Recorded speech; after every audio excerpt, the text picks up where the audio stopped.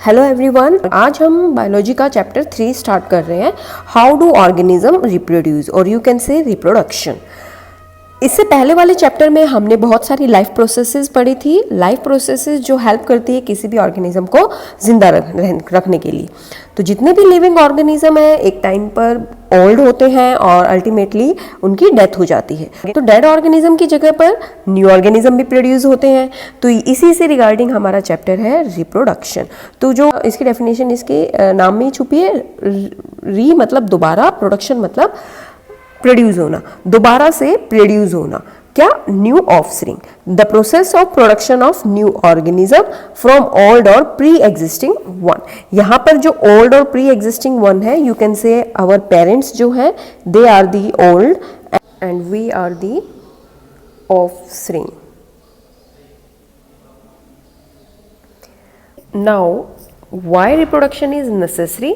Reproduction क्यों जरूरी है? सबसे पहले इट कंटिन्यू द लाइफ को कंटिन्यू रखने के लिए रिप्रोडक्शन बहुत ज़रूरी है।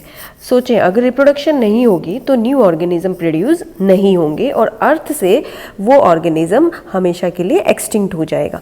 लाइक ह्यूमन है, अगर ह्यूमन न्यू ऑर्गेनिज्म प्रोड्यूस नहीं कर रहे हैं, न्यू ह्यूमन्स नहीं बन रहे हैं, तो सोचो अर्थ से एक टाइम पर ह्यूमन एक्सटिंक्ट हो जाएंगे। कोई और भी स्पीसीज, चाहे वो प्लांट है, चाहे वो एनिमल है, चाहे वो बर्ड है, अगर वो रिप्रोड्यूस नहीं कर रहा तो एक टाइम पर वो अर्थ से रिमूव हो जाएंगे। नंबर 2, रिप्रोडक्शन हेल्प करती है वेरिएशंस में एंड इवोल्यूशन में, क्योंकि इसमें स्पेशली सेक्सुअल रिप्रोडक्शन होती है जिसमें 2 पेरेंट्स इन्वॉल्व होते हैं। तो दोनों पेरेंट्स के जीन्स जो होते हैं वो क्या करते हैं, ऑफस्प्रिंग में वेरिएशंस ला देते हैं और ये वेरिएशंस फिर हेल्प करती हैं इवोल्यूशन में, और ये वेरिएशंस हेल्प करती है to survive in the surrounding. जो क्योंकि हमारे एनवायरनमेंट है वो लगातार चेंज हो रही है, तो उस चेंजिंग एनवायरनमेंट के अंदर सर्वाइव करने के लिए हमारे अंदर वेरिएशंस का होना ज़रूरी है। Now type of reproduction. Reproduction के 2 टाइप्स हैं, asexual reproduction and sexual reproduction. Asexual reproduction में क्या होता है, ये जो रिप्रोडक्शन होती है ये विदाउट रिप्रोडक्टिव सेल्स की हेल्प से होती है। रिप्रोडक्टिव सेल्स यहाँ पर गैमीट्स को बताया गया है, जो गैमीट्स होते हैं मेल एंड फीमेल गैमीट्स। तो जो एसेक्सुअल रिप्रोडक्शन होती है उसमें गैमीट्स की इन्वॉल्वमेंट नहीं होती। तो प्रोडक्शन ऑफ न्यू ऑर्गेनिज्म कैसे होता है? तो production of new organism from a single parent, एक ही पेरेंट इन्वॉल्व होता है एसेक्सुअल रिप्रोडक्शन में, without the involvement of gametes. इनमें कोई गैमीट्स की इन्वॉल्वमेंट नहीं होती, सिंगल पेरेंट से न्यू ऑर्गेनिज्म प्रोड्यूस होता है। और ये जो रिप्रोडक्शन होती है ये सिंपल ऑर्गेनिजम्स के अंदर होती है, लाइक हाइड्रा, प्लेनेरिया, अमीबा, ये सारे ऑर्गेनिजम्स जो होते हैं। अब हम करते हैं एसेक्सुअल रिप्रोडक्शन के types. Asexual reproduction further many types की है, like fission, budding, fragmentation, regeneration, spore formation and vegetative propagation. तो सबसे पहले हम स्टार्ट करते हैं फीजन से। सबसे पहले फीजन मीन्स होता है स्प्लिटिंग मीन्स टूटना। फीजन 2 तरह का होता है, binary fission and multiple fission. तो सबसे पहले हम शुरू करेंगे बाइनरी फीजन से। बाइनरी फीजन नाम से ही है 2 पार्ट्स में टूटना। तो जब पेरेंट की बॉडी 2 डॉटर सेल्स के अंदर कन्वर्ट हो जाएगी तो उसको हम बोलते हैं बाइनरी फीजन। एक पेरेंट बॉडी है, वो पेरेंट बॉडी टूट जाती है एंड 2 डॉटर सेल्स बना देती है, उसको बोलते हैं बाइनरी फीजन। और ऐसे ऑर्गेनिज्म जो फीजन शो करते हैं ये इमॉर्टल होते हैं। इमॉर्टल मीन्स वो कभी भी नहीं मरते, क्योंकि पेरेंट है वही आगे डिवाइड होकर के 2 ऑफस्प्रिंग बना रहा है। तो जो पेरेंट है वो ऑफस्प्रिंग की फॉर्म में सर्वाइव कर रहा है। For example like amoeba binary fission करता है। कैसे? ये अमीबा है, अमीबा धीरे धीरे अपनी बॉडी को इलोंगेट करना और साइज में इंक्रीज करना शुरू करेगा। फिर इसके अंदर जो न्यूक्लियस होता है, ये न्यूक्लियस फिर धीरे धीरे ये भी इलोंगेट होना शुरू होगा। इस तरीके से अंदर ये रहा, इस तरीके से ये इलोंगेट होना शुरू होगा।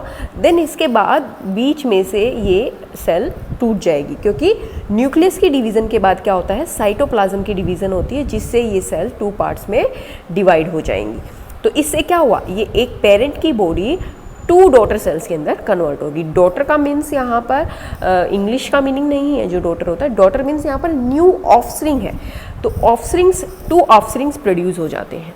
देन इसके बाद हम करते हैं मल्टीपल फीजन। मल्टीपल फीजन जो होता है इसमें 2 की बजाय पेरेंट बॉडी 2 से ज़्यादा ऑर्गेनिजम्स बनाएंगी। The process of splitting of parent body into more than 2 daughter cells, ठीक है, splitting of organism into more than 2 daughter organisms या 2 organisms is called multiple fission. ऐसा इसमें एग्जांपल आपको मिलेगा प्लाज्मोडियम। प्लाज्मोडियम क्या होता है? ये मलेरिया कॉजिंग पैरासाइट होता है। या फिर अमीबा के अंदर भी ये मल्टीपल फीजन हो सकती है। और कब होती है? During the unfavourable condition like this. ये अमीबा है अंदर। ये अमीबा क्या करता है? अनफेवरेबल कंडीशन के अंदर अपने चारों तरफ ये वॉल डेवलप कर लेगा, प्रोटेक्टिव वॉल, जिसको हम बोलते हैं cyst wall, CYST, cyst wall develop कर लेगा, जो इसको सराउंडिंग से बचाएगी। और ये क्या करेगा? अंदर इसके जो न्यूक्लियस होता है, न्यूक्लियस फर्दर डिवाइड करना स्टार्ट कर देगा। 1 से 2 न्यूक्लियस, 2 से 3, 3 से 4, इससे बहुत सारे न्यूक्लियस इस अमीबा के अंदर बनने शुरू हो जाएंगे। और इन न्यूक्लियस के बाहर अलग अलग से साइटोप्लाज्म इकट्ठा हो जाएगा और एक मेम्ब्रेन डेवलप होना शुरू हो जाएगी। और जैसे ही फेवरेबल कंडीशन आएगी, फेवरेबल कंडीशन में ये जितनी भी अभी छोटे छोटे न्यूक्लियस जो कवर्ड हो गए सेल मेम्ब्रेन से, ये सिस्ट वॉल के टूटने से बाहर आ जाएंगे in the form of daughter cell, release हो जाएंगे। तो आप यहाँ देख रहे हैं बहुत सारे, एक अमीबा से बहुत सारे डॉटर सेल्स रिलीज हो गए, तो इसको हम बोलते हैं मल्टीपल फीजन। तो amoeba do binary fission under favourable condition but do multiple fission under unfavourable condition. Next type है हमारे पास बर्डिंग। बर्डिंग मीन्स होता है, बर्ड जो वर्ड है इसमें, इट मीन्स होता है आउट ग्रोथ। ये आउट ग्रोथ प्रेजेंट होती है on the parent body like this. ये यहाँ पर एग्जांपल है हाइड्रा का। हाइड्रा की ये पेरेंट बॉडी है और इसके ऊपर जो ये छोटी सी आउट ग्रोथ है, इट इज़ द बर्ड। तो ये बर्ड क्या करती है? धीरे धीरे साइज में इंक्रीज होना शुरू कर देती है bye absorbing the nutrients from the parent body. उसके बाद जब ये मैच्योर हो जाएगी तो ये पेरेंट की बॉडी से डिटैच हो जाएगी यहाँ से और अलग से एक न्यू हाइड्रा में कन्वर्ट हो जाएगी। तो इसमें भी क्या है? ये ऑर्गेनिज्म भी इमॉर्टल होते हैं, इसमें पेरेंट बॉडी भी एज इट इज़ रही और जो बर्ड थी वो भी कन्वर्ट होगी एक तरह से पूरे हाइड्रा के अंदर। तो अभी इसकी डेफिनेशन देख लेते हैं। A small part of body of the parent body grows out as bud which then detach and form a new organism।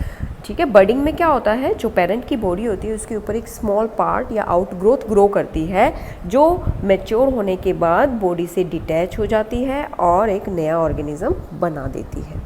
Hydra के अलावा बर्डिंग ईस्ट में भी होती है। हाइड्रा जो है यहाँ पर मल्टीसेलुलर ऑर्गेनिज्म का एग्जाम्पल है और जो ईस्ट जो यहाँ पर दूसरा ऑर्गेनिज्म जो यहाँ बर्डिंग शो कर रहा है, ये यूनिसेलुलर होता है। तो ये यहाँ पर हमारे पास ईस्ट है। ये ईस्ट क्या करती है? इसके ऊपर एक छोटी सी आउट ग्रोथ डेवलप होती है। ये आप देख रहे हैं यहाँ पर, ये आउट ग्रोथ है। ये आउट ग्रोथ क्या करती है? धीरे धीरे ग्रो करके और बॉडी से अलग हो जाती है। पेरेंट बॉडी अलग हो जाएगी और न्यू बर्ड नए ऑर्गेनिज्म में डेवलप हो जाएगी। एक तो इस तरीके से, और दूसरा होता है इसमें ये जो बर्ड है ये इस पेरेंट बॉडी के साथ ही अटैच होती है और नंबर ऑफ बर्ड्स बना देती हैं। ये देखें, इस तरह से नंबर ऑफ बर्ड्स बना देंगी। तो इस तरह से जो बर्डिंग होती है ये होती है हमारी ईस्ट के अंदर। इसके बाद आता है next type, that is spar formation. ये स्पॉर फॉर्मेशन ज़्यादातर एल्गी फंगस के अंदर होती है। यहाँ पर जो एग्जांपल ये बता रखा है, it is the example of Rhizopus या म्यूकर जो फंगस होती है वहाँ उसका बता रखा है। तो ये देखिए आप यहाँ पर, ये जो बाहर ये जो स्ट्रक्चर आपको दिख रहे हैं इनको हम बोलते हैं स्पोरेंजियम। और स्पोरेंजियम के अंदर ये जो डॉट लाइक स्ट्रक्चर छोटे छोटे आपको दिख रहे हैं, दीज आर दी स्पोर्स। तो ये स्पोर्स, बहुत सारे स्पोर्स पेरेंट की बॉडी के अंदर डेवलप हो जाते हैं और जैसे ही फेवरेबल कंडीशन आती है तो ये स्पोर्स बाहर रिलीज़ आउट हो जाते हैं। रिलीज़ हो जाते हैं तो जहाँ जहाँ पे ये गिरेंगे वहाँ पर एक नई फंगस डेवलप हो जाएगी। तो एक बार इसकी डेफिनेशन हम देखते हैं। स्पोर फॉर्मेशन में क्या होता है? जो पेरेंट प्लांट होते हैं ये प्रोड्यूस करते हैं 100 ऑफ माइक्रोस्कोपिक रिप्रोडक्टिव यूनिट्स, जिनको हम बोलते हैं spores. When sporangium it is sporangium, ये स्पोरेंजियम्स जब ब्रस्ट होते हैं, ये वाला पार्ट, ये जब पार्ट जब टूटता है तो बहुत सारे स्पोर्स एयर में रिलीज हो जाते हैं। और जहाँ पे भी when these fell on the gland under favourable condition they grow and produce plants. ठीक है, तो ये हो गया हमारा स्पोर फॉर्मेशन। देन इसके बाद आता है हमारे पास रीजनरेशन। रीजनरेशन में हम यहाँ पर जो एग्जांपल लेकर के चल रहे हैं वो है यहाँ पर प्लेनेरिया। प्लेनेरिया ये भी बहुत ही स्मॉल ऑर्गेनिज्म है, और स्मॉल ऑर्गेनिज्म ही क्या करते हैं, रीजनरेशन शो करते हैं। तो ये प्लेनेरिया है, आप ये देखें इसकी बॉडी का इसकी बॉडी अगर 3 पार्ट्स में टूट जाती है, ये देखिए 3 पार्ट्स में टूट गई, तो हर पार्ट रीजनरेट हो जाएगा, रीजनरेट कर लेगा नए पार्ट को, जो भी लॉस्ट पार्ट है उसको दोबारा बना लेगा। जैसे ये पार्ट है, इसका जो नीचे वाला पार्ट लॉस्ट हो गया है वो पार्ट इसके अंदर डेवलप हो जाएगा।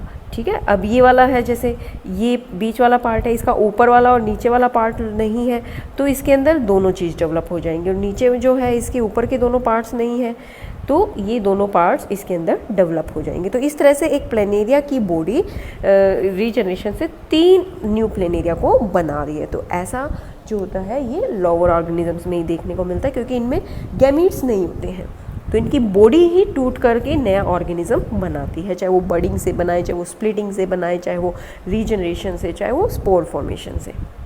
इसकी डेफिनेशन देखें अगर हम, the process of getting back a full organism, पूरी तरह से दोबारा से नया ऑर्गेनिज्म बन जाना, किससे, from its body parts, body part से एक नया ऑर्गेनिज्म का बन जाना, इसको हम बोलते हैं रीजनरेशन। बेसिकली यहाँ पर जो बॉडी का जो पार्ट लॉस्ट पार्ट होता है वही रीजनरेट होता है, ध्यान रखना इसे, क्योंकि आगे फ्रेगमेंटेशन भी क्या है, सेम डेफिनेशन है इनकी।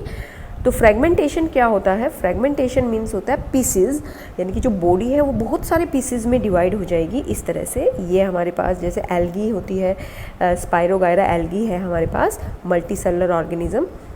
ये स्पाइरोगायरा जब डिवाइड हो जाती है बहुत सारे पीसेस के अंदर, लाइक इसके हमने 3 पीस कर दिए, 3 या 5 या 10 पीस भी इसके बन जाएंगे, तो हर पीस एक नया ऑर्गेनिज्म, नई स्पाइरोगायरा बनाने में हेल्प करेगा। तो जैसे आप देखते हो जो एल्गी होती है, पानी से आप अगर एल्गी को हटाओ तो थोड़े दिन बाद वहाँ पर एल्गी दोबारा से आ जाती है, तो इट मीन्स जो भी पार्ट टूटा है वो फिर से रिप्रोड्यूस कर जाएगा। तो ये हो गया हमारा यहाँ पर फ्रेगमेंटेशन। देन इसके बाद आता है वेजिटेटिव प्रोपिगेशन। वेजिटेटिव प्रोपिगेशन जो होता है it is shown by plants. Plants जो होते हैं उनके जो वेजिटेटिव पार्ट्स होते हैं, वेजिटेटिव पार्ट्स में आप रूट, लीव, स्टेम, ट्यूबर, ये जो जितने भी पार्ट्स हैं जिनसे नया प्लांट डेवलप कर सकते हैं तो इस प्रोसेस को हम बोलते हैं वेजिटेटिव प्रोपिगेशन या फिर वेजिटेटिव रिप्रोडक्शन। तो new plants are obtained from the parts of the plant. Parts में क्या हो गए यहाँ पर, जो यहाँ पर वेजिटेटिव पार्ट्स हैं, वेजिटेटिव पार्ट से नया प्लांट डेवलप होता है, तो without the help of any reproductive organs. तो इसमें फ्लावर्स तो है ही नहीं, फ्लावर के अंदर होता है reproductive organ, stamen and carpel. तो रिप्रोडक्टिव ऑर्गन्स के बिना ही ये क्या करते हैं, रूट, लीफ, स्टेम से अपना नया प्लांट डेवलप कर लेते हैं। जैसे एग्जाम्पल देखें आप, यहाँ पर ब्रायोफाइलम है, ये ब्रायोफाइलम की लीफ है। यहाँ लीफ पर आप ये देखेंगे यहाँ पर छोटी छोटी बर्ड डेवलप हो जाती है, एडवेंटिशियस बर्ड, जो नए प्लांट को प्रोड्यूस करने में हेल्पफुल होती है। तो यहाँ एक लीफ से एक पूरा प्लांट डेवलप हो सकता है। आप यहाँ से देख सकते हैं लीफ के मार्जिन जो साइड एरिया है वहाँ पर बर्ड है, और वो बर्ड ग्रो कर जाती है एक नए प्लांट में। तो यहाँ से हम इसको अलग करके न्यू प्लांट ग्रो कर सकते हैं। अब जैसे पटेटो है, पटेटो में क्या होती है, छोटी छोटी आइज़ होती हैं, बर्ड बोल सकते हैं उनको हम। बर्ड से क्या होता है, अगर वो पटेटो थोड़े दिन रख दें हम कहीं पे, तो क्या होता है उसमें ग्रीन कलर की बर्ड से एक नया प्लांट, बर्ड से एक न्यू प्लांट जनरेट करने लग जाता है। तो इस तरह से ये जो वेजिटेटिव पार्ट है, चाहे वो लीफ है, बर्ड है, स्टेम है, जैसे रोज़ प्लांट है उसकी स्टेम हम यूज़ करते हैं नया रोज़ उगाने के लिए, तो ये सारी चीज़ें वेजिटेटिव प्रोपिगेशन के अंदर आती हैं। तो यहाँ पर अलग अलग प्लांट्स के उनके अकॉर्डिंग वेजिटेटिव पार्ट्स बताए गए हैं। जैसे ग्रास है, ग्रास कैसे ग्रो होती है, ग्रास के अंदर वेजिटेटिव पार्ट होता है बर्ड, जो ओल्ड स्टेम होती है ग्रास की, उसके ऊपर जो बर्ड होती है उससे न्यू ग्रास डेवलप हो जाता है। ब्रायोफाइलम अभी ऊपर मैंने बताया ही आपको, ये लीव से डेवलप हो जाता है। बिगोनिया ट्री जो लीव से राइज होता है, लीव से बन जाता है। मनी प्लांट है, मनी प्लांट जो ग्रो होता है वो लीव के साथ जो स्टेम अटैच होती है उसके साथ अगर हम इसको ग्रो कराएं तो ये ग्रो हो जाएगा। पोटैटो है, पोटैटो के अंदर ट्यूबर या बर्ड जो भी बताया आपको उससे डेवलप हो जाएगा। स्वीट पोटैटो जो होता है वो रूट के ऊपर जो ट्यूबर होती है वहाँ से डेवलप होता है। गवावा है, ये रूट्स के ऊपर जो बर्ड होती है उससे डेवलप होता है। तो ये और भी बहुत सारे प्लांट्स हैं जो वेजिटेटिव पार्ट से डेवलप होते हैं। तो यहाँ पर हमारा वेजिटेटिव प्रोपेगेशन फिनिश हो गया।